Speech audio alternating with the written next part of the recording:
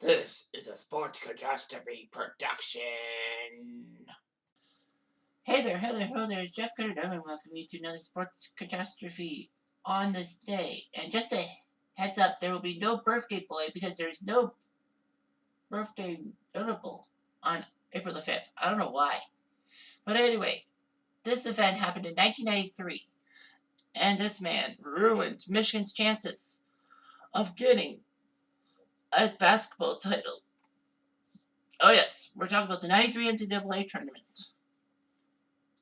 And for the record, this will actually be the last NCAA tournament I talk about in my on the stage stuff. So anyway, North Carolina won the national title game against Michigan, 77-71. Thus, the picture you see there. Donald Williams was the MVP because of his three-point shooting and all that.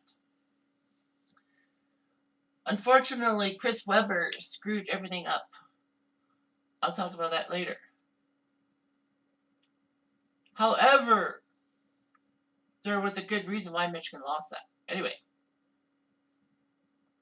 one of the biggest matches in the second round, or at the round of 32, if you will, was Duke taking on California. And University of Cal beat Duke. I talked about it when I talked about Jason Kidd's birthday last month. Basically, it was Duke going for 3 straight titles. But Cal got them second round. This year's Final Four was actually the 93 Final Four was the closest the tournament came to having all 4 top seeds advance until 2008.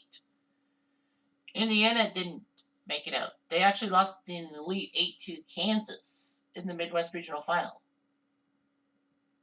There's a lot of first round.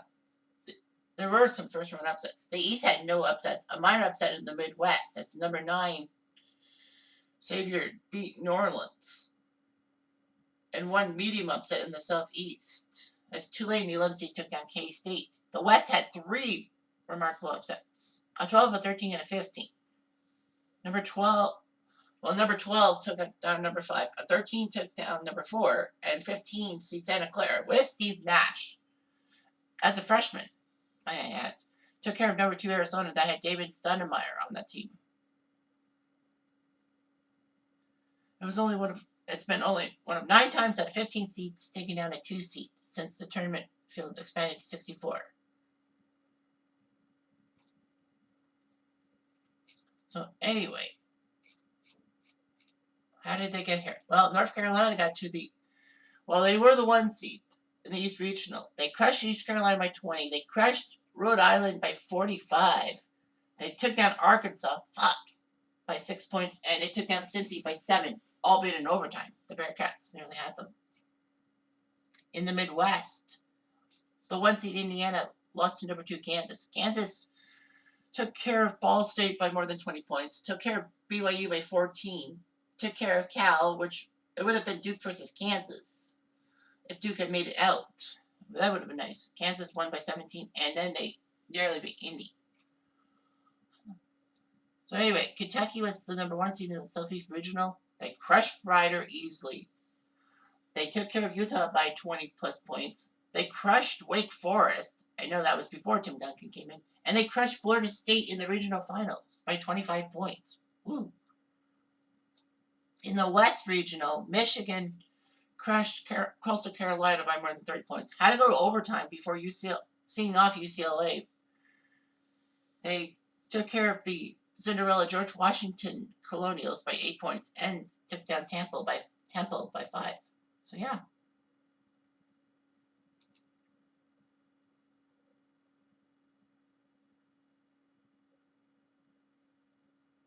So anyway, the Final Four happened. North Carolina took care of Kansas, like they almost always bump into each other. And Michigan needed overtime to take down Kentucky. So North Carolina would face Michigan in the final. North Carolina had a chance. I forget who the guy at the line was for North Carolina, but he missed the free throw. Weber got the ball. Weber decides he didn't know what to do, dribble or pass the ball, so he basically did a bit of both, and he traveled and all that. And North Carolina was upset that he got away with it. And then basically he was being trapped, so he didn't know what to do, so he instinctively called timeout. One problem though, that was too many timeouts, and basically he was guilty of, calling an illegal timeout. So basically, that was not good. So anyway, he got assessed a technical foul, and after North Carolina made their shots, they won 77-71 to win the NCAA title, which was great and all that.